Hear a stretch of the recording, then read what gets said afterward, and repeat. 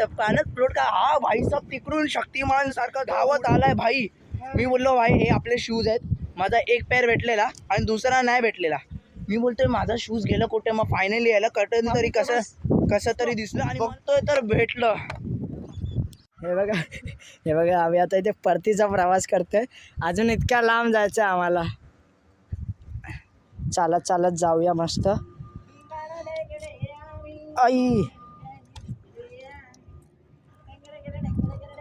हलतात दगडी माका. कसला हल्ला बघा. हे बघा हे पण हलतंय नुसतं. काय आलं रे.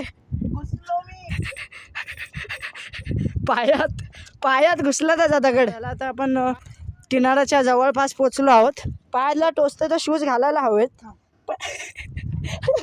अरे चप्पल.